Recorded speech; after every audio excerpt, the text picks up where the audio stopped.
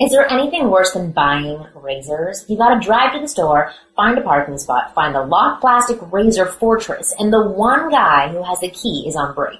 Then when you finally get to the register, it's $20. Don't put yourself through that. Join DollarShaveClub.com for a couple bucks a month. Dollar Shave Club will ship amazing quality blades and other cool bathroom stuff right to your door. My husband has it and he loves it. Every month like clockwork, you get a package in the mail with everything you need for a great shave. Their blades are just as good as the big boys at a fraction of the price. Not an everyday shaver? Then join the club and opt for delivery every other month. So you don't have to get it every month if you don't want to, and you don't use it, so you don't waste it. With DollarShaveClub.com, there's no more trudging to the store for overpriced blades, no more cutting up your face by squeezing too many shaves out of that last blade in the pack. They've got more than razors, too. You gotta try their Dr. Carver's Easy Shave Butter, the best thing you can put on your face before shaving it. They've also got One Wipe Charlie's, which is the peppermint-infused butt wipes for men. And as a woman, I can tell you, we appreciate it. Join me and everyone at the Ask Women podcast and hundreds of thousands of guys who have upgraded to the smarter way to shave. Shave time, shave money. Join DollarShaveClub.com. That's DollarShaveClub.com. The following program is a PodcastOne.com production. PodcastOne.com presents the Ask Women Podcast. A place where two comics and a professional wing girl get together to dissect the female mind. You don't know how I feel. And explain it to men in terms they can actually understand. Boobs. Now, here's the lovely ladies of Ask Women. Hey everyone, welcome to the Ask Women podcast where you get real advice straight from the source. I am Kristen Carney, a wonderful host, comedian, actress extraordinaire. Check out my stuff on youtube.com/seeyounext2's comedy. We're here, of course, with Marni Kinrys, the best-selling author and relationship expert in Butte. Well. Thank you. You're welcome.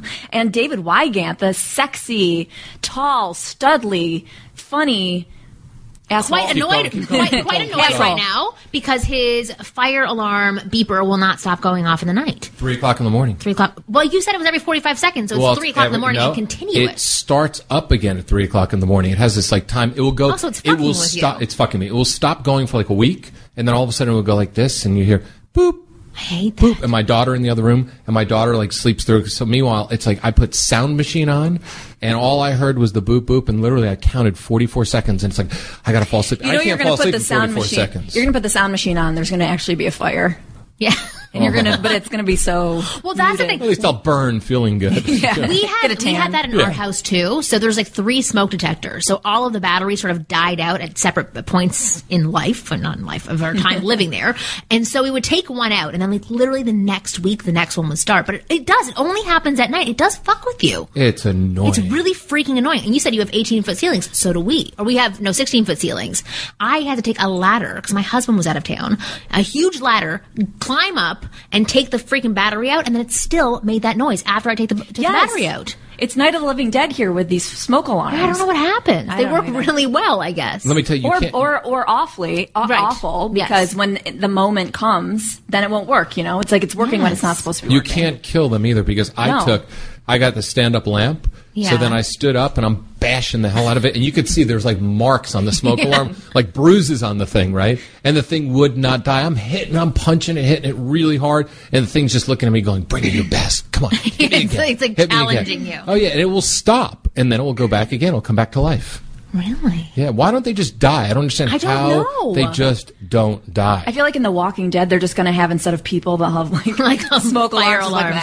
Exactly, that never die. Yeah. Well, it's funny that you guys brought this up before we started the show, because I was going to talk about sleeping today, not as like a topic for picking up women or picking up men. That's actually a very good technique with me, because I'm super into sleeping. Yeah, it's just to sleep. That's the technique. I'm like, oh my God, I have so much in common with you. Yes, I love you. That's right. We can put 12 hours in a day. Yeah, exactly. No, but I've been having difficulty with sleeping, and you know, I'm a very healthy eater, so I don't think it's anything that I'm eating. But recently, I've been having beef, and when I have beef, I have the best sleep ever. Really? Yeah, I don't know what it is. So I was experimenting with like different foods for over the past week. Last night, I had beef, broccoli, Thai food.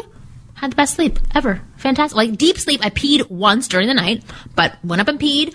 went back to bed, had no problems falling back to sleep, and then I had a deep sleep until like 8 o'clock this morning. It was perfect. I never have those sleeps. Really? I'm like, it takes me, first off, it's like I'm a neurotic tinkler, which I've been my entire life, right? Yeah. So I've got this assumption that if I don't fall asleep in 15 minutes, it's like we were talking about this before we started.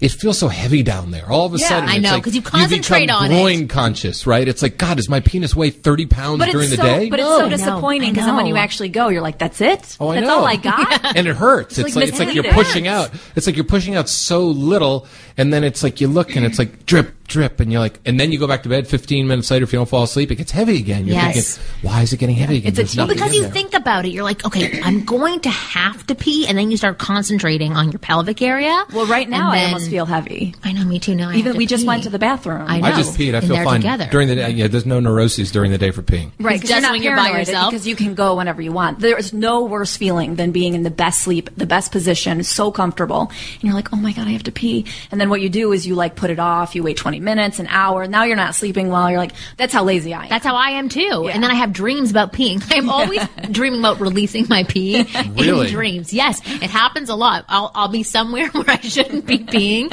in my dream. And Marking then I your territory. pee, and it lasts forever. And then I'm always afraid that I'm peeing in my bed, but I'm not. When I wake up, I just have to go to the bathroom. But that's because I put it off. Yeah. I'm lazy too. I'm like, I can hold this in a little bit longer. Yeah. Well, The best pee. Okay, wait. We got a little more. Okay, We're talking good. about pee. You saved me from a really okay. bad transition. This is the Okay. Ask the Urologist The show. best pee is when you're stoned.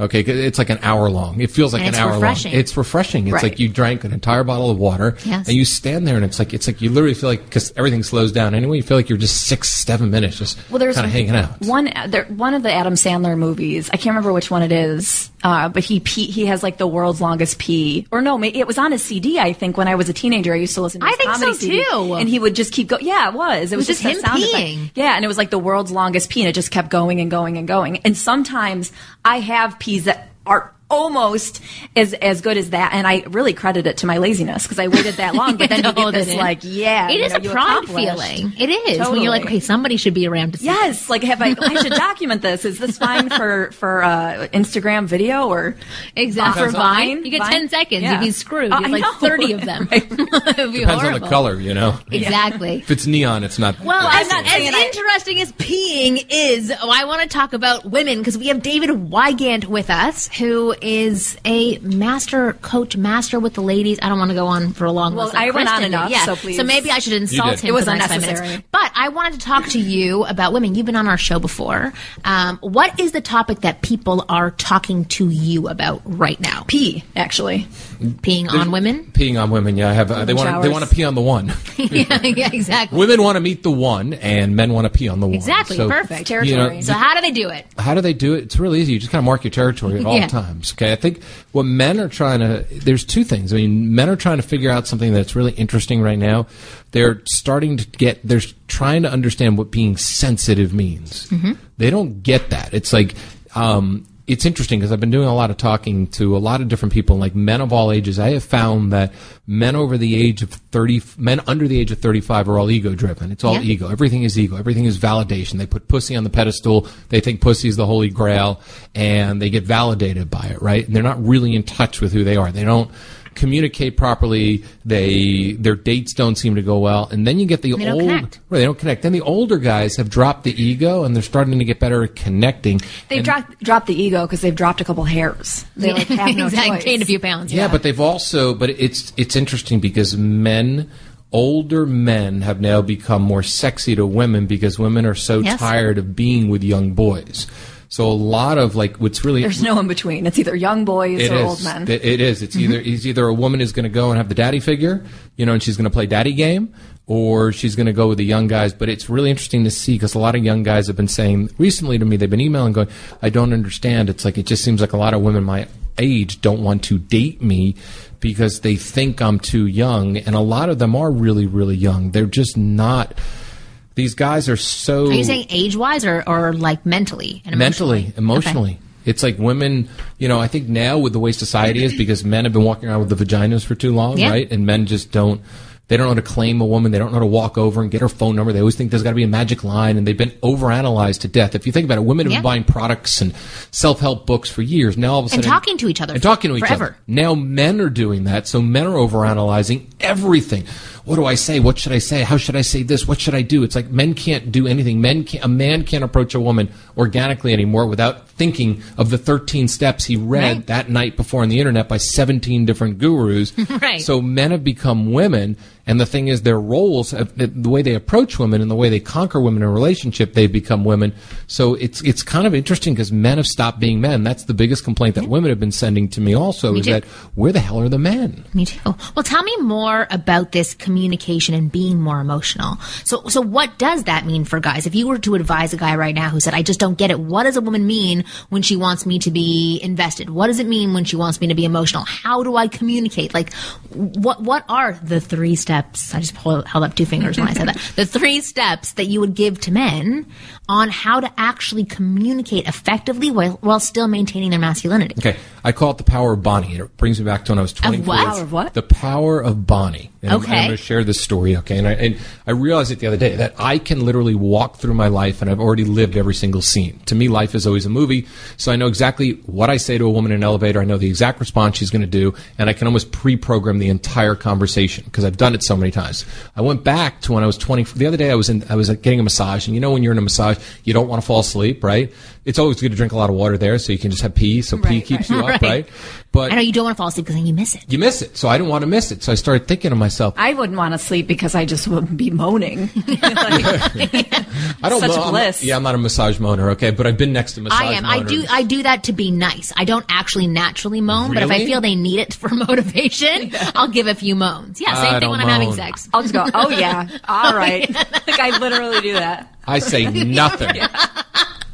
Can you picture her doing, oh yeah, that's good. I'm like, that's good. That's the spot. Yeah, literally, I do. Really, I don't do anything. I just sit there and shut up. They're not going to get a moan. They get nothing. I'm fucking paying them. I don't need to validate them. I'm paying them.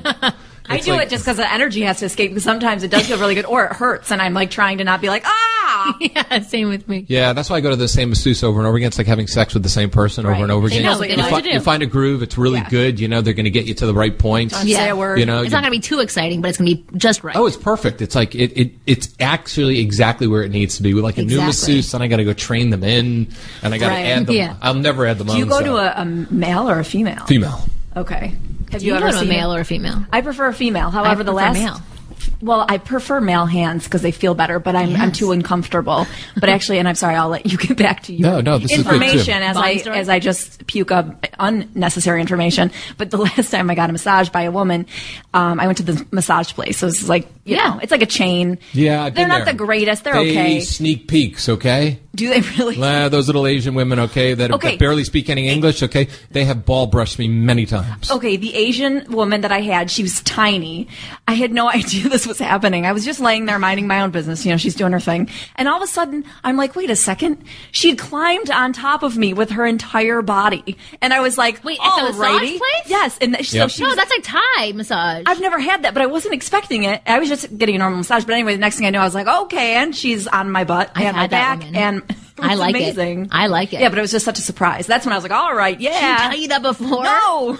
That's hilarious. They go for a ride. They do that. I went to a place in New York City when I was there last weekend, and the woman started climbing all over me like a little monkey in the zoo. Yeah, and I looked at her. Massage. I was like, I just don't really want you climbing all over me. That's the thing. Like, I'd like to have the convo beforehand. Exactly. Me too. Before you before you enter, and then the perverted ones will go, and they will. I mean, you know, it's like at this massage place, I have been sideswept many times by the perverted woman, and like, I'm sorry, you know, but I'm not one of those creepy guys that gets hard during massage, right? You know, it's like, to me, it's nothing sexual. Seinfeld reference. It never moves at all. Do you think she was trying to offer you something else? No, she wasn't. I think she was just trying to take a sneak peek. Wow. I think she wanted a preview. Really? Yeah, I think she wanted to grab my dick. Shit, we're getting off topic though. No. Go back to Bonnie. Bonnie's story. Yes, because this is very important. Bonnie is really interesting because this is something that I realized when I was younger, right? You know, when I was out there, my quest was to connect and conquer women, which I think is a beautiful thing because as a man, it fulfills that role, that primal role that we need to fulfill. So I remember there was Bonnie. Bonnie was this girl who worked out at Jack LaLanne on 77th and Broadway. And I remember every morning waking up going, if Bonnie's in there today, I'm going to fucking talk to her, right? And I would pump myself up, and give myself that, ugh. So for 3 months this went on. 3 months. Every day I would see her. Every day I would choke. Every day I would go home and be pissed at myself. So finally one day I said, you know what? I'm going to do it. Today's going to be the day. And I remember she was at the gym. I didn't talk to her. She went down the steps. There used to be these steps. And I was like, God damn it. I ran down the steps. I literally looked on Broadway both directions and it was packed, right? I see her like 50 yards, down to the left-hand side. I run after her. I tap her on the shoulder. I scared the shit out of her, right? Sure. Right? She looks at me. She goes, what? I go, listen. I said, she goes, did you just run after me? I said, I did. I said, listen, I got to tell you. I said, this was the day I was going to talk to you. I've been saying it for 3 months. I've seen you at the gym. It's driving me nuts. What the hell's your name? She goes, calm down. She goes, I'm Bonnie. I said, I'm David. She goes, and then I said to her, look, I've been wanting to meet you for so long. This is just, crazy. And I spit it all out, right? And I smiled on my face and she could tell it was authentic and real. And it was vulnerable and it was open. And she handed me her phone number. We went out that night. Really? And I realized something, that with all this magic cure and magic pill that all these guys are studying all the time, right? Because this is before there was all this stuff on the internet. This is the prehistoric days, the 1980s, right?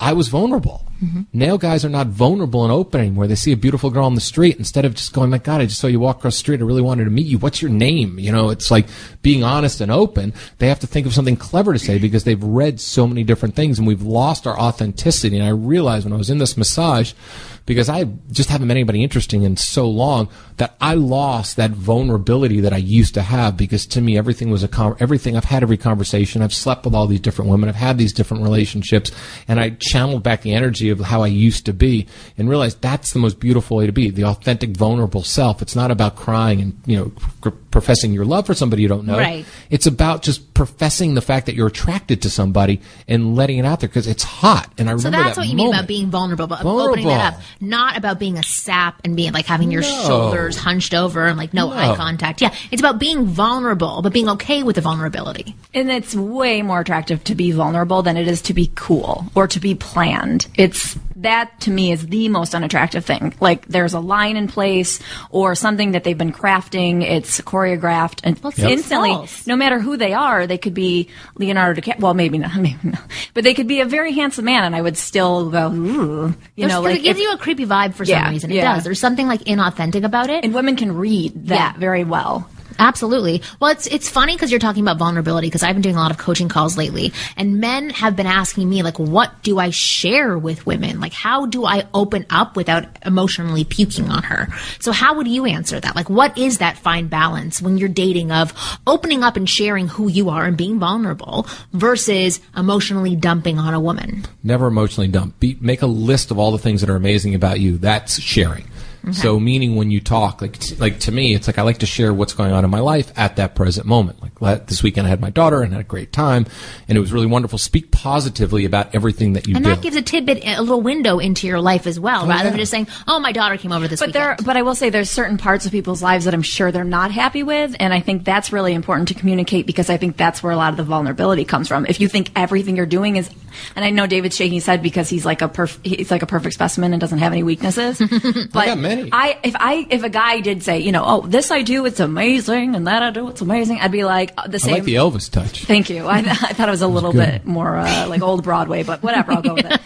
Vaudeville. Yes, but if that, I would have the same reaction to that as I would to having a pre-planned introduction. Well, that's not what David is saying. He isn't saying like my life is perfect, it's wonderful, blah blah. It's more like this. Okay, it's having a positive outlook on the things that he's talking about. It may be something negative that could have possibly happened to him, but there's always a positive spin. Let me give an example, right? Yeah, so perfect. I was in New York City last weekend. My brother and I were talking. I was at his house. I was playing with his kid, and I said, my daily struggle every single day is trying to understand what I'm feeling for my ex, because I share, I have a kid with her. So it's like, what am I feeling? Am I feeling real feelings for her, or am I feeling something because of my child, right? And my brother said something that was really interesting. He says, if it was just any other relationship, the two of you would have realized you could not be together, and she would have been in the boneyard. My brother calls them, all my exes live in the boneyard together, right? Mm-hmm. They're dead. I can go, they're dead. They're dead. I mean, but I'm friends with a lot of them, and everything's. I don't cremate the boneyard's the same thing, but at least you got them another life, right? But it's like, that's what I mean about the vulnerability and real. My life is not perfect. It's a daily struggle for me every single day to really determine what I'm actually feeling. It's the hardest thing in the world, because when you see somebody who you share something with and you see the beauty of who they are, and it ignites new feelings in you, but it's not really, what are you feeling? Is it just feelings because of the child? Are you feeling things that you used to feel for them and everything else? And this makes me like you more when you tell me things like that. It's like, see what he's not like I'm painting a picture that my life is perfect. It's as if he's just okay with everything that's going on. It's not that he is emotionally distressed by it and bothered and living within his own world, where he's just sort of telling you but not really connecting with you at the same time. I'm not really sure how to properly explain it, but that's what the difference is. Because if you were to show the flip side of a guy explaining that situation, it would look something like, I have my ex to worry about all the time. I have my child to worry about all the time. And I just don't know if I'm, still in love with her, or if I really want to be, or if I hate her. Yeah, there's like this franticness. There's this emotion involved, and the way that David was expressing that to us, and I'm sure you would to women that you would go on dates with as well. It's very calm. It's as if he's thinking through the process and he's confidently assessing it, and that's what I find attractive, and that's what I would find I could connect to, and I would really respect if a man were to open up in that way to me, because he was sharing a little tidbit of himself, sharing unemotion, but not being emotional while he was doing it. Does that make sense? Yeah, it's being real and authentic, because it's sharing what's going on in your life, but being positive about it. Because the fact of the matter is that we have two choices every single morning, a positive and a negative, right? And that's it. Choose the negative, your whole day is going to I only have one choice. Which is? Negative. Yeah, she's a comedian. She's got to. Or else we got to work on that. She would die. Her career would be nothing if she didn't have. No, not necessarily. I think the negative is the spiral that starts. It's like every moment in life is a moment we choose. Okay, we choose. Somebody cuts you off.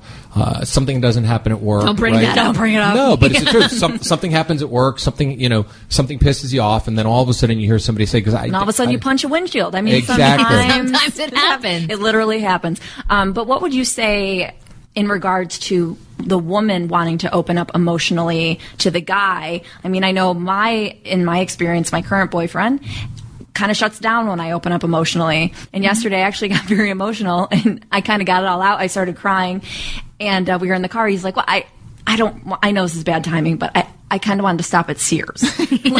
And so it's like, and then, he's like, I'm not trying to be insensitive, and I totally got it. But that seems to happen a lot, where I can't really spew out onto my man. Yeah.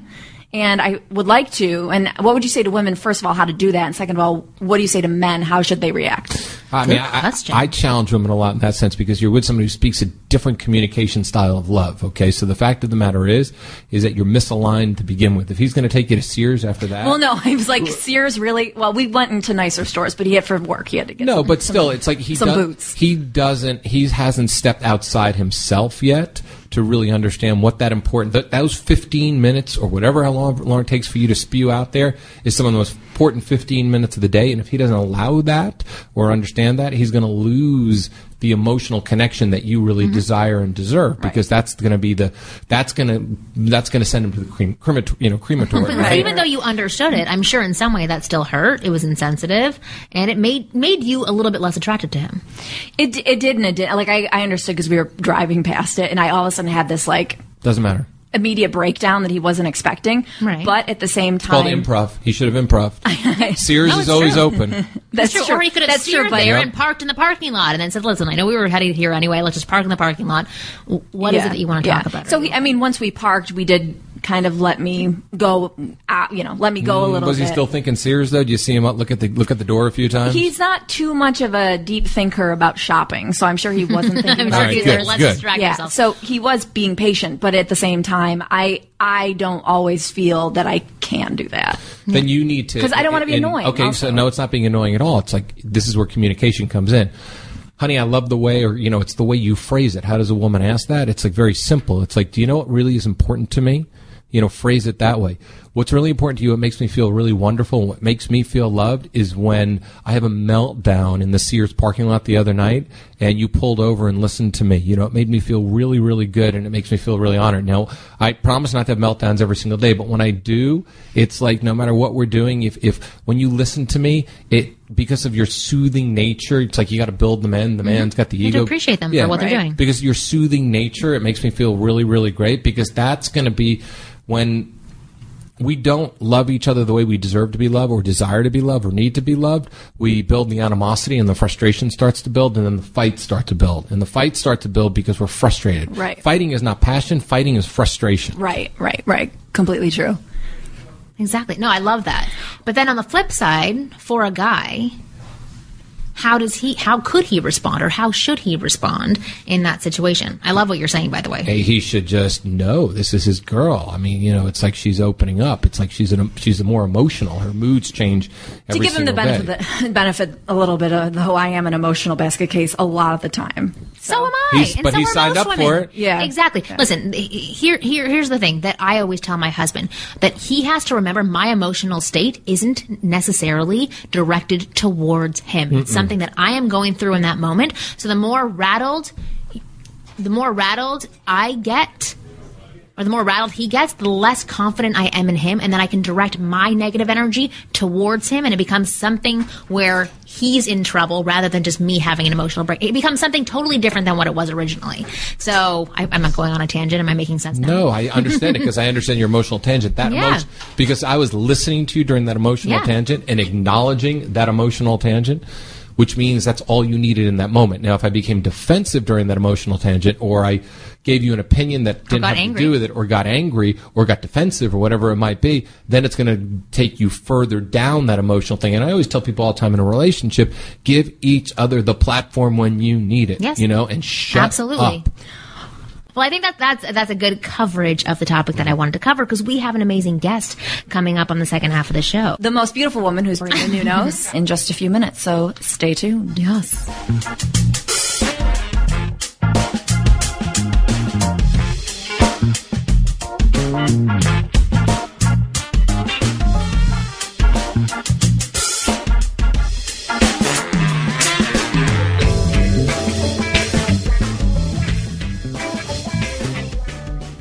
So you guys, before we get to anything else, I want to talk to you about the fact that I just ordered flowers on proflowers.com. I have made the mistakes in the past because my grandmother lives in Utah. I clearly do not, thank God. And I've ordered them maybe the day before, and I never get really what I want. This is the time. If someone lives far away from you, this is the way in to their heart. I always order my grandma flowers every year. This year I got roses on ProFlowers. They were super affordable for roses, because roses are always really expensive. I got a striped vase. It was $29.99 and $5 for the vase. If you buy roses anywhere, they're always way more expensive than that. And I also feel really awesome about what I did, because she will get her flowers. I look really good. My brother and sister are going to look really bad. So I suggest doing that, because that's definitely a way to get a gift for somebody that you can't really be next to. Do what I did. Go to proflowers.com, and there's a little microphone up in the top. Click that and then type in ask, and then it'll say hey, Ask Women listener, and then you'll get to feel really proud while you're shopping. Go to their website and do that. The little microphone. Must do it soon, because the order expires midnight on Friday. So do your shopping. Go to proflowers.com. Look for the little microphone button at the top right-hand side of the page, and then click that, and all you have to do is type in ask. It's not like you do a dash ask anything code. They just literally say what's your password? Ask. And you can also do it by calling 1-800-PRO-FLOWERS and then mention ask to them on the phone. Hey guys, it's Marni. Buying a car is a not so fun experience for most people, and it doesn't have to be. At TrueCar.com, they'll help you get rid of the fear that you may overpay. You know when you'll get a fair price because they show you what others paid for the car you're looking for. TrueCar.com analyzes what people are paying for their cars in their market and shares it with consumers so that they never have to overpay. Over 40,000 cars were sold by TrueCar certified dealers just last month. Users see an average savings of $3,046 off MSRP. TrueCar certified dealers go through a certification process, and you work directly with a TrueCar representative that will honor your savings. TrueCar certified dealers believe that truth and transparency are essentials to a better buying experience. First, go to TrueCar.com and find out what others pay for the same vehicle in your market and around the country. Second, register at TrueCar.com to see upfront pricing information and lock in your savings certificate. And the third step is simple. Just print out your certificate and take it to the TrueCar certified dealer for a better hassle-free buying experience. TrueCar has the most comprehensive new car pricing information available and a certified network of dealers that offers a hassle-free car buying experience and negotiation-free guaranteed savings. Support the Ask Women podcast and shop at TrueCar.com. You're listening to the Ask Women Podcast, a Podcast One presentation. Oh, great. Yeah. Well, we're going to make a quick change. A transfer over. Hi. Maria, thank you so much for coming in. Here. And her, of course, lovely boyfriend is here, Kevin Undergaro, who I know and appreciate for all the help that he's giving me. I know. I'm just talking all day about you guys. I mean, my throat's wearing out. You know but you have a new show coming out, and we wanted to talk to you about that. But, of course, your relationship, because we talk a lot about relationships, and we have a relationship expert well, here two as of well. them actually today. Well, two, yeah. Well, actually, maybe you guys can chime in a little bit because we're talking about communication, and we were talking about Kristen having a breakdown and her boyfriend, per usual, not responding favorably. Like just in general, men not being able to have access to that vulnerability and being emotional or being emotionally stable when their girlfriend, wife, woman that they're dating does have a little bit of a breakdown or an emotional imbalance. Have you guys ever experienced correct that? way to say it. Wait, how long have you guys been together? Oh, yeah. 16 years this April. 16 Wow, years. that's like when I first learned that's like a car. You know, it's when you first learn to drive, 60 That's how years. old my car. That's how old my cars are. So you're getting each other's learner's permit at this point. That's when you were 16. You got your learner's permit for the that's amazing. So 16 years. Okay, you. I needed that information. Yeah. I mean, we're perfect, so we don't have any problems. We'll just start there. I think as a guy, you know what it is? You have to ride it out. You have to ride it out when a woman has that kind of meltdown. Yeah. What does that mean, ride it out? It's like, instead of chop the ocean. when I was younger, you know, as a guy, I did the typical male thing, rolling my eyes, being like, "Oh God, you're so dramatic," and you know, almost fighting. Oh, that's the worst. I when know. you say I you're wanted so to slap dramatic. you. And then you mature. I'm You a hopefully human. mature, and then you realize, you know, there's things that I'm insane and crazy about that she needs to listen to and be calm about, out. whether it's something at work or whatever it is that, you know, would get a guy upset. And I think what you need, when I say ride it out, it's listening, hugging. It's okay. You know what? It's, you know, fine. You know, what can we do? All right, well, let's just think about this. Just being calm and just being patient. And I think when you're younger, you're more narcissistic. You're making it more about you. And I see just a lot of couples who just battle to see who's going to listen to whom or who's going to win out. You know, in other words, like minimizing, let's say if Maria's really upset about something, minimizing and say, no, my stuff's more important. No, my stuff's more important. And the battle, who's working harder, whose problems are greater, and I just think when you see somebody, when your partner, you know, whether it's an ant that died in the kitchen, whatever it is, you just let them ride it out.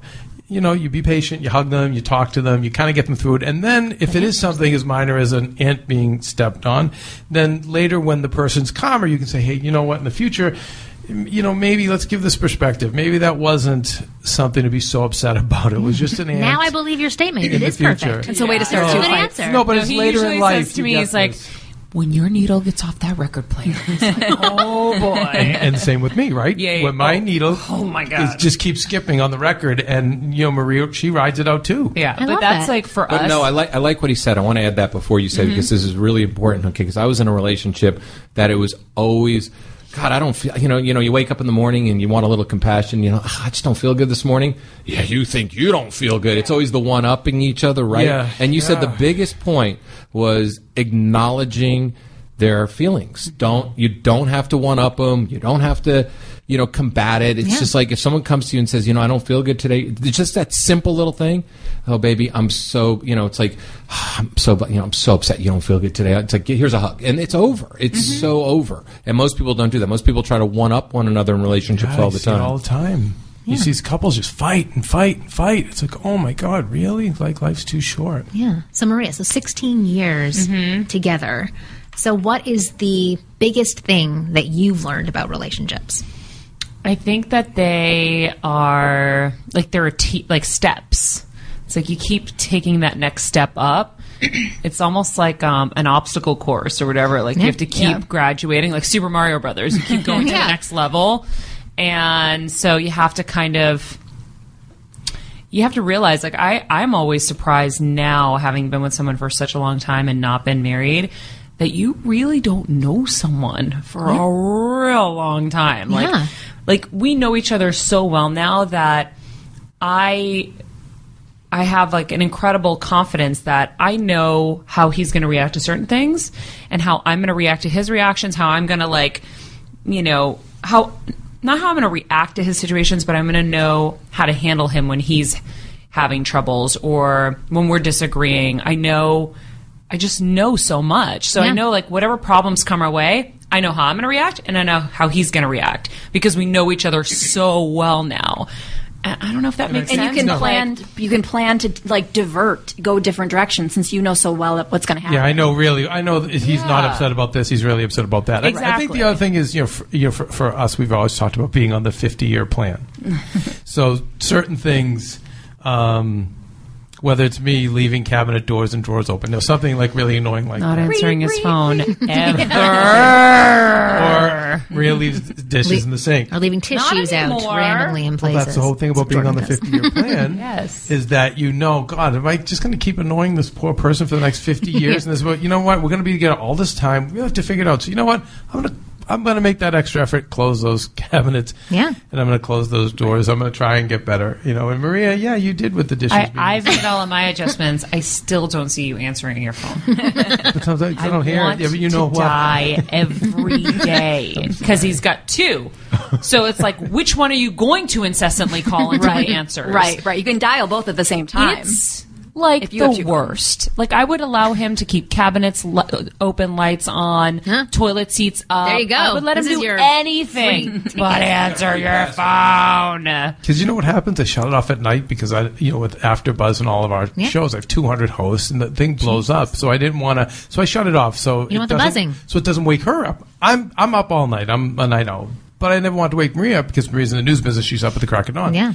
But then I never remember to turn it back on. And then he forgets it in the car. These are the things we fight about. Yeah, so it's I try. I really do. So they're little things. So. Well, let me ask you this. So you guys have been together for 16 years. I'm guessing no plans of marriage? Is this like, you said 50-year plan, so this is... Shh, my parents are in the other room. and they're Greek. Well, I did want to ask the question because for a lot of people who do get married really early, I wanted to hear your perspective from people who have been together. You said, you don't really know somebody for a long time. I think of where I was year 2 with him. Like, I knew he was the one from the begining. But you can know... How did you know that? I just knew. Did you think everyone was the one? Like every boyfriend that you had was the one? No. I did. He was my only boyfriend, though. I mean, we've been together since I was 19. You also have very old... I wasn't allowed to date till I was 18, so you do the math. But you have an old soul, and you've always been like just more mature than the rest of us. I'm not. I'm older than Maria, and I was an idiot when but Maria, whether it's her business or her life, like, no, that's what I want. You're just blessed in that way. But I feel like I knew. But the problem is. There's so many things that happen in, otherwise. Like, so you might know this is the right person, and yes, he was the right person, but are we going to be able to get over this hurdle? Yeah. Are we going to be able to get over that hurdle? Oh, shit. Oh, my God. Okay. Here we go. Okay, we made it. Yeah. And then you just have to keep making it over these hurdles, and luckily we have, but I don't think...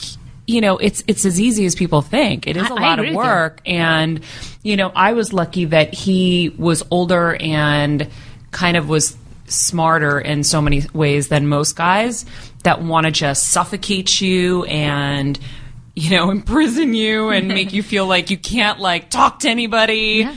And he never did that. I have so many guy friends that I love so much, and he never worried if I was out having dinner with them or had friendships. And so I feel like I never was suffocated. He was never insecure or jealous or any of that. So, and he always used his family as a model. Like his dad was the same way with his mom. She had all her friends. It was very healthy, and it worked for them. And so luckily, because it would have never worked if I was suffocated. He was my first boyfriend. No, especially not at 19. Like, you would have gone crazy. Yeah. Do you ever feel the sense of anxiety? I've been with my boyfriend now 6 years, almost. Yeah. Good for you. You got over the 3-year hump, as he calls it. Yeah, he used to say to me first date, he goes, "You'll never make it over the 3-year hump." I'm in like World 3-1 with Mario Brothers still. I can never get past 3-1.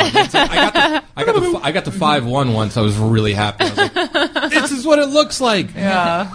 I got to go back. Yeah. Well, I feel like now I'm on like the Sega Genesis stage, kind of, Like I'm out of the Nintendo, but I feel this constant anxiety of like we don't have the full conversations, but I feel this constant nervousness of like, what do we do? Are we doing it or not? Should we make decisions now?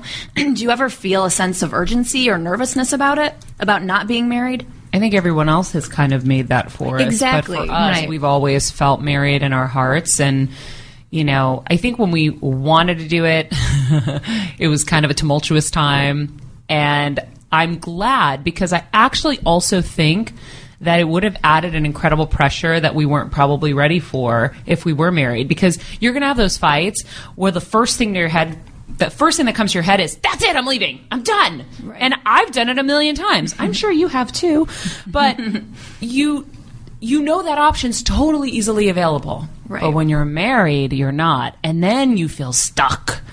And so I think that it's really worked for us and is kind of an interesting model, because then you really do it when you really, really want to. Yep. Like, I'm definitely getting a little sentimental now. And I'm like, I look at him and I'm like, we've gone through hell and back.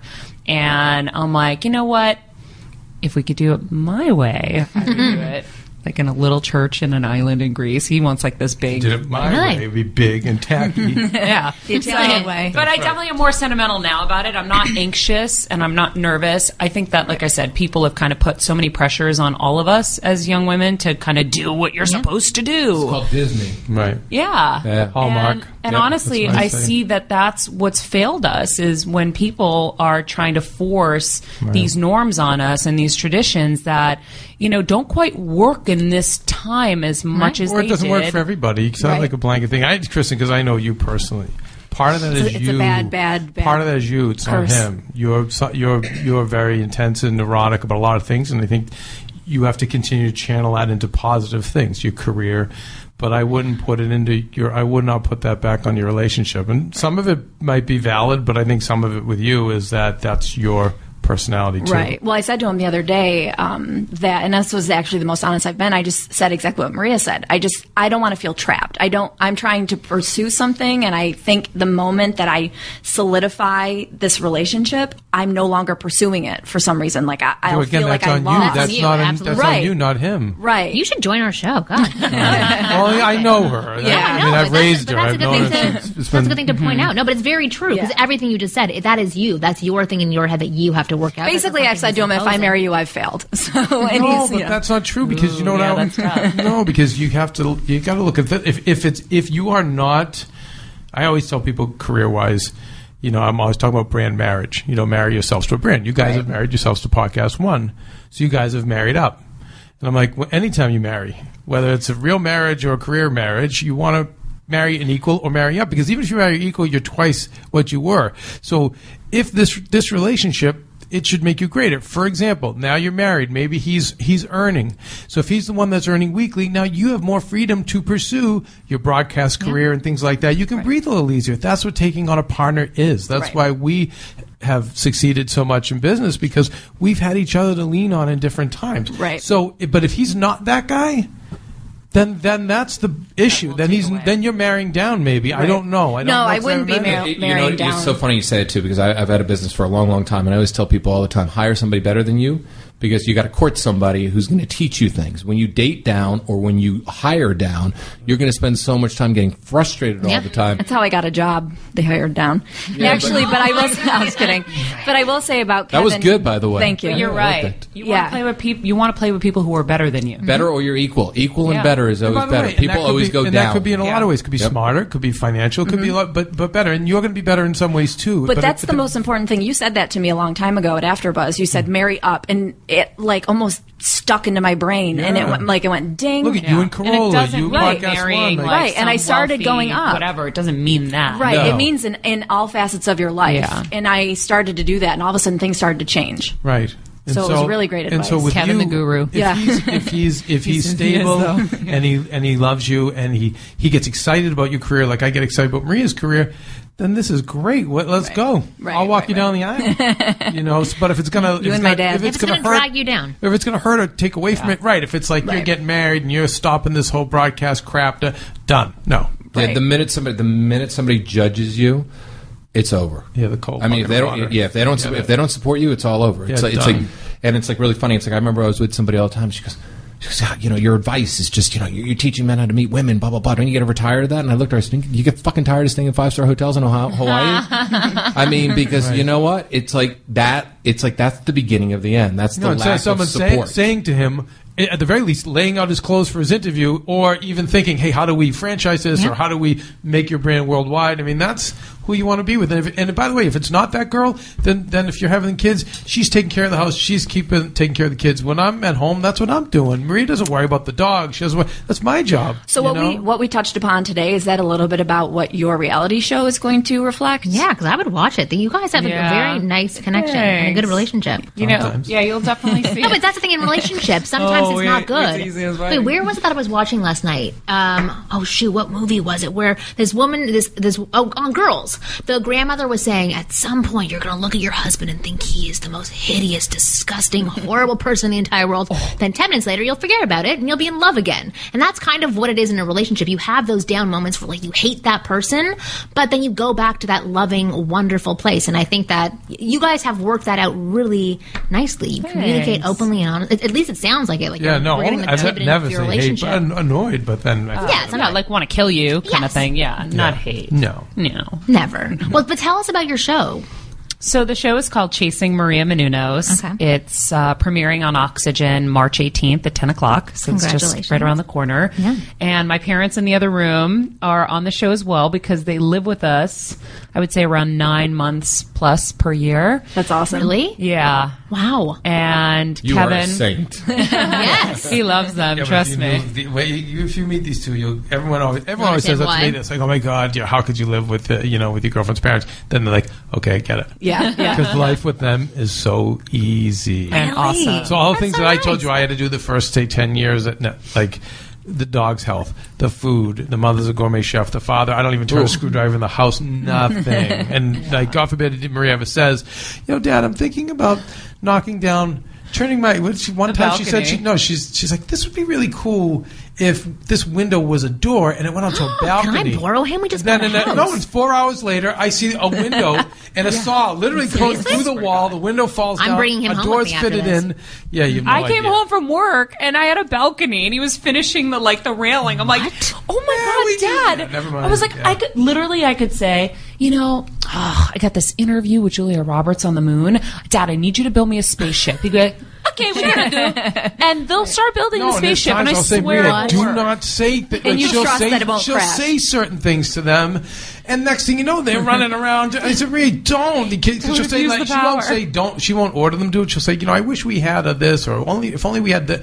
And next thing you know, oh my God, they need to give my parents some lessons. My parents they're seriously, they're very fun, and you'll see them, you'll see us, you'll see behind the scenes of my life, which you get to only see me kind of reading teleprompter and little flashes of personality the real here and there. So you'll see the real us. And we really my are best friend very of 20 raw. years lives with us too. Yeah, we have Joe. Joe lives with us. How big of a house is this? Seriously. Yes. Yeah, It's got to be big. Yeah, we're nouveau riche trash. Yeah, Honey. What? There's a lot of people in this house all of a sudden. Oh my God, we've had so many people living with us over the years. People need a place. I'm convinced Maybe when you and Nate should move in. Yeah, but I'm convinced when you Love it. make it in this got a business great and you screening come room. from nothing, you always, all of us go through that. We But have all also your it's friends not live with you fun and stuff. to enjoy all of this without people. Right. So Yeah. it's like it's our version of having kids. So my parents and Joe, like it's fun to come home and be like, all right, let's go watch a movie, or let's we're going to go to this event, or we're going to go to that. For me, none of this is worth anything unless I can share it with my family, and Joe is our family too. So Yeah, and I mean, it's proof because they came today. yeah, I mean, it's like they come everywhere. Yeah, When it's I met great. my agent tells this story all the time. I went to meet my new agent who was courting me, and I texted his assistant just before, and I said, Vice hey, President just wanna, WME, by the way. yeah, just want to give you a heads up. My parents are going to be joining. We were going to this Greek restaurant in New York. And he was like, because when I heard that, I was like, what is she talking about? And so I was like, no, this is a big decision. We make all of our big family decisions together. And like they that. need to, this is their lives too. So we all need to make sure we like you. I love it. We're like, we are down with whatever plan you have. Lastly, was that how it was when you guys met? Was there a little bit of a, hey, my mom and dad are going to be Oh no, you'll jumping see you? in the show they disowned me because they didn't like that Kevin wasn't Greek. Yeah. Look at my dad. He's like, oh. Still can't get over it. But it's all good. It's all good. Wait, where'd you guys grow up? Boston. I know. I heard your accent. Yeah. So. So one more time, where's the show on Oxygen? What time is it? March 18th March 18th. on Oxygen, following Oxygen. the Bad Girls Club at 10 o'clock. The Bad Girls Club to the Good Girls Club. Yes, yes. There you go. Well, thank you so much for being on the show and you, sharing guys. that little insight into your relationship and being really Thanks. honest. So check out their show, 10 o'clock on Oxygen, after the Bad Girls Club, and you can download new episodes of the Ask Women podcast every Thursday on Podcast One. That's podcastone.com. And make sure to subscribe to the podcast so that it happens automatically for you. And we will see you guys next week. And if you're a fan of television shows, go to AfterBuzzTV. Yes, Oh, and yes, go to of course. AfterBuzzTV.com. And be nice look people. up David Wygant. So many things. So many people. DavidWygant.com. This is an important announcement for anyone with a student loan who is having trouble making their monthly payments. If that's you, pay attention, because there's a special toll-free hotline that has been set up especially for you. So grab a pen and take this number down, or put it in your cell phone. 1-800-652-3707. That's 1-800-652-3707. When you call the National Student Loan Relief Hotline, you will get free information. That's free information to help you relieve the overwhelming financial burden of an ongoing, endless student loan. If you are behind, late on payments, or even in default of your student loan, the National Student Loan Relief Hotline can help you. You may also be able to cut your payments in half right away. The National Student Loan Relief Hotline can also stop the harassing phone calls, wage garnishments, and even remove tax liens. The National Student Loan Relief partner companies have helped thousands of people just like you fix their student loan problem. Call 1-800-652-3707 for free information today. That's 1-800-652-3707.